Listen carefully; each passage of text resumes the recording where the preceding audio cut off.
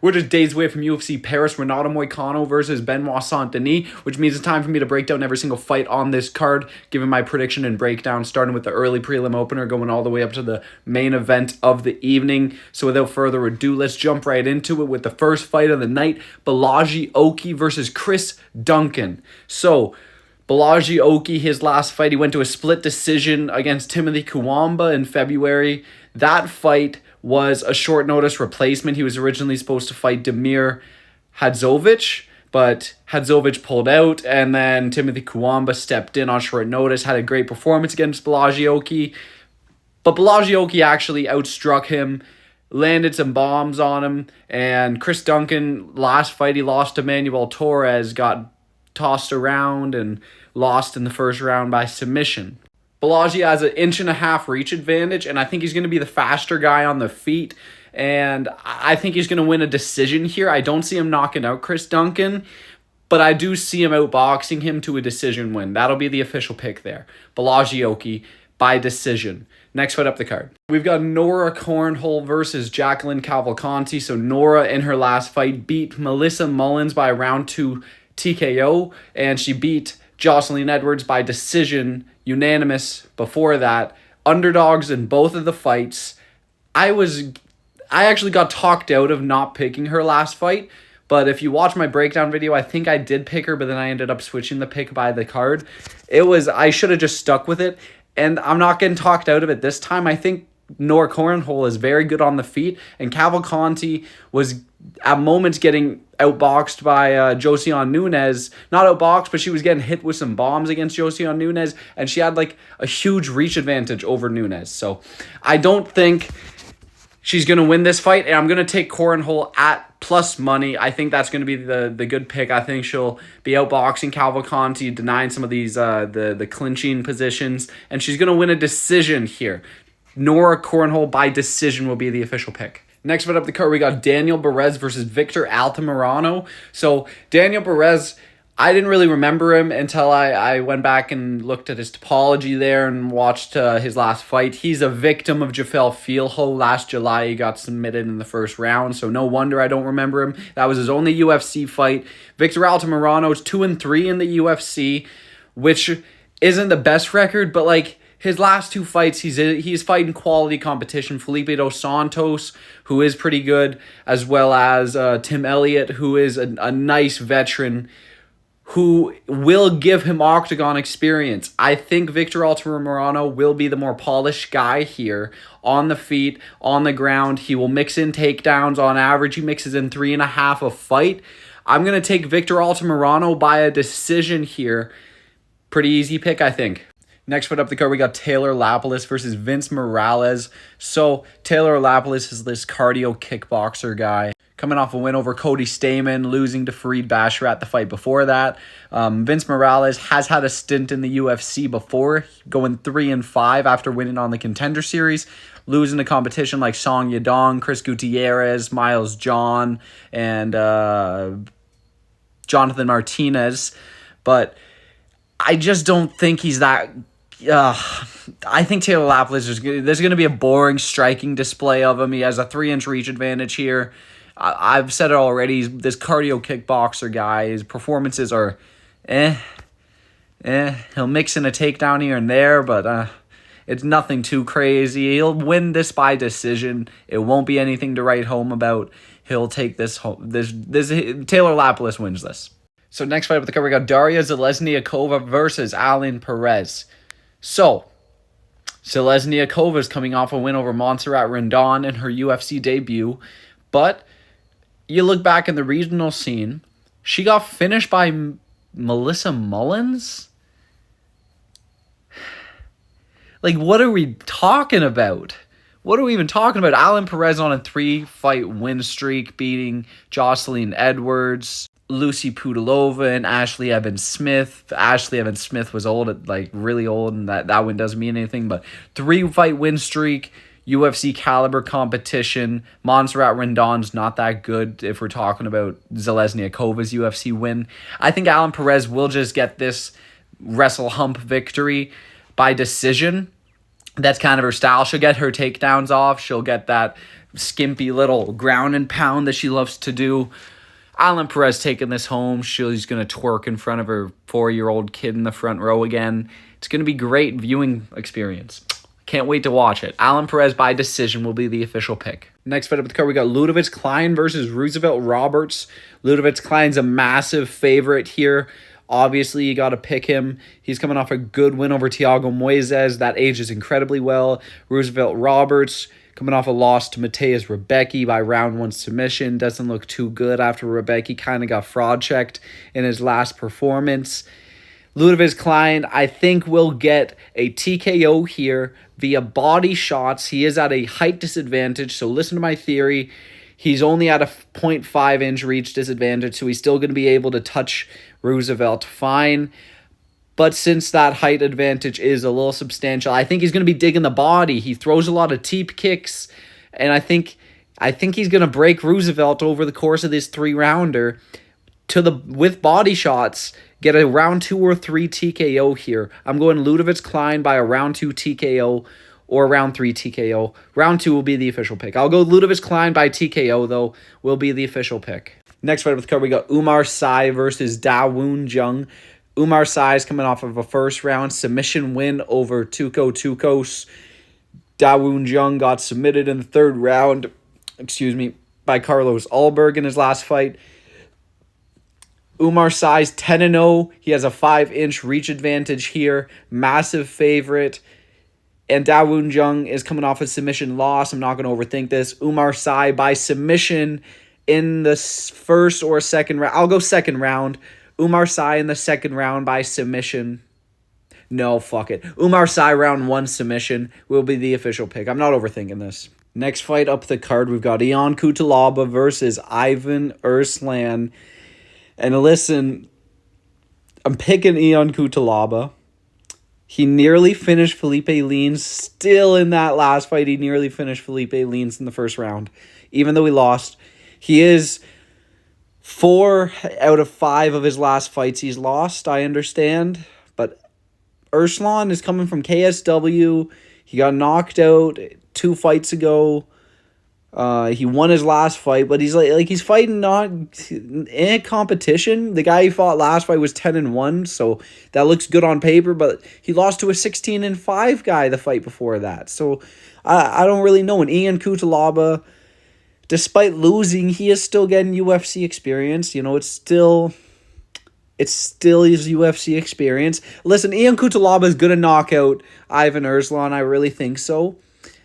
This is his last fucking chance, and I understand he probably will get cut either way. But one last ride. Ion Cutelaba, first round knockout, will be the official pick. And we have made it to the main card. The first fight on the main card is Perez Ziam versus Matt Frevola. This is a dicey one. So Perez Ziam is coming off of a split decision win, and he's really good at slowing the pace down in these fights. Like against Jaya Herbert, he's able to just keep him against the fence, keep him out range, and win a decision there. Matt Frevola is coming off a knockout loss, and he has a 4-inch reach disadvantage. This is pretty much a pick'em, and a lot of people are saying Matt Frevola is going to win by knockout. A lot of the Topology crew is picking Matt Frevola by knockout. I don't see it, guys. I don't see it. I think a lot of people are living in la-la land here. Perez Ziam, I understand he's not incredible. He split decision to Claudio Puelles in his last fight, and these decision wins aren't like anything to write home about. They're really like bleh, like just 15-minute nothing really.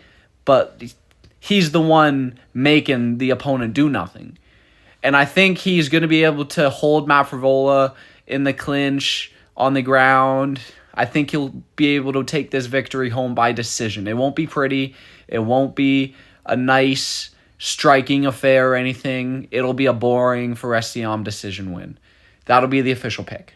Next fight up the card, we got Morgan Charriere versus Gabriel Miranda. Morgan Charriere, minus 550 favorite, despite coming off a split decision loss to Chepe Mariscal in his last fight. It's because a lot of people thought that he actually won that fight over Chepe Mariscal. And he's a great prospect. Before that, he was on a 3-fight finish streak. And I just see him being way more crisp on the feet than Gabriel Miranda. Gabriel Miranda's last loss was out in Paris in 2022 to Benoit Saint-Denis in the second round by TKO. They're literally waking this guy. They're telling him to come back out to Paris again to get knocked out by another Paris talent. Morgan Charriere will get it done on the feet in the first round, I think. This will be a Morgan Charriere round 1 knockout win, will be the official pick. Next fight up the card, we got Kevin Jousset versus Bryan Battle. Kevin Jousset's 5-0 in his last 5 fights. Bryan Battle 3-1 and 1 draw. The last fight was a draw over Angelusa, but he was beating the fuck out of Angelusa, and Angelusa quit over, it was like an eye poke or some bullshit, and Angelusa said he couldn't see, but then was completely fine to try to fight Bryan Battle after the bell. Interesting, but Bryan Battle's been putting it together since his last loss to Rinat Fakhretdinov, which I don't care what anyone says, that is a pretty good fight. You know, like Rinat is a tough opponent, and Kevin Jousset, he is a good prospect here. But Bryan Battle, I think he's just going to be better on the feet and on the ground. His back takes are pretty good, and I think he's going to take home a decision win. I'm going Bryan Battle by decision. And next fight up the card, we got William Gomis versus Joanderson Brito. And man, I've been looking forward to this one since May when William Gomis Frenchie folds against Gene Silva, if you guys remember. He also, he canceled that Melsik Bagdasaryan fight. He withdrew against Lucas Almeida. Listen, this guy is a scaredy cat.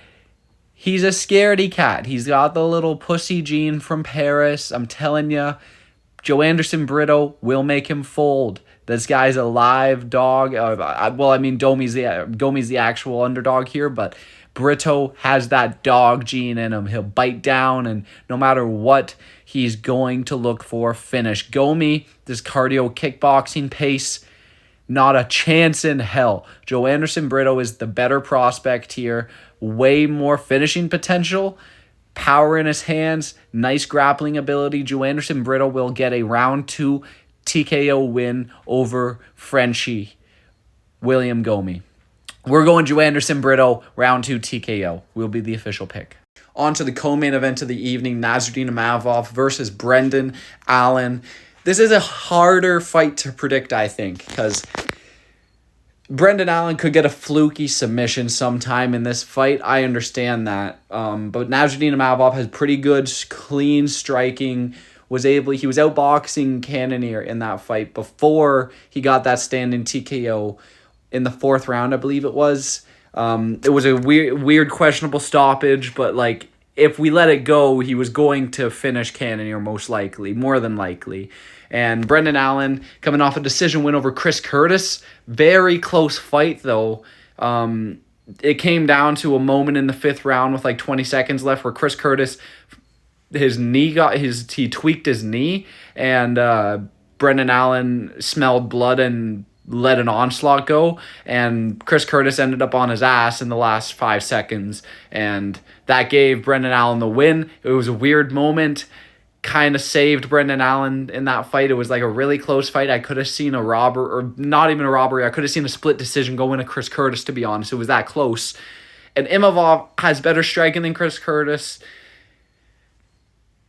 Good grappling, too. He's going to be able to shuck off takedowns. He's a physical guy. I'm going with Nasruddin Imavov over Brendan Allen. He's a good striker. He'll be able to take rounds off here. And Brendan Allen, his path to victory is going to be takedowns, back takes, and submissions. And I think Imavov's game is good enough. He'll be able to shuck off the takedowns, keep it on the feet.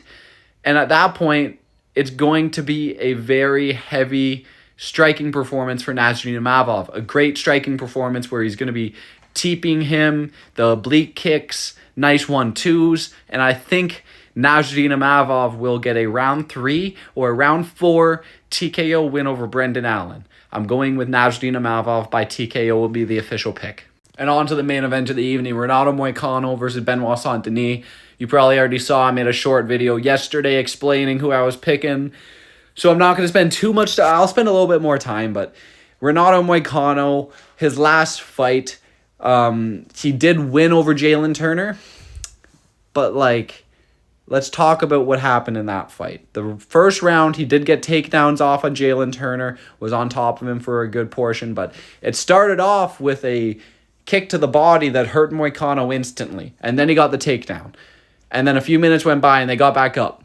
And then with 20 seconds left, a 1-2 dropped Moicano bad. Turner walked away, didn't want the finish, argued with the referee about it instead. To be fair, Moicano popped back up pretty quickly. But let's not be stupid. If Turner started throwing down some strikes and got on top of him, Moicano was not in his best headspace at that point. He was still rocked when he got back up to his feet. If you watch the rest of that first round, Turner would have finished it if he pounced on him. Benoit Saint-Denis dominated Dustin Poirier that first round. I don't care. He didn't really get the takedowns off, but he got the takedown entries. Dustin Poirier pulled guillotines, and then Benoit Saint-Denis would get out of them and then end up on top, raining some strikes down. It's a great first round over Dustin Poirier, and he had staph infection, which you guys don't understand. When you have staph infection, you're on antibiotics, it affects your whole body. Your whole body is more fatigued than usual. Your muscles don't feel the same. When you're throwing punches, you feel slower, you feel sluggish. Your reaction is slower, it's more sluggish. So I know he got knocked out and his head movement didn't look incredible, but that is a result of the antibiotics. He was slow out there. He was really slow out there. And Renato Moicano's not going to knock him out. He's not going to knock him out, guys. That's just not going to happen. And if we're talking of like Benoit Saint-Denis good on the ground, he's going to be shucking off the takedowns of Moicano. And then if it's on the feet, who's winning? Benoit, Saint-Denis. It's effortless. BSD by round 1 TKO will be the official pick. Let me know what you guys think of my picks. Let's go. Thank you for watching. Like the video. Subscribe. We'll be back for more soon.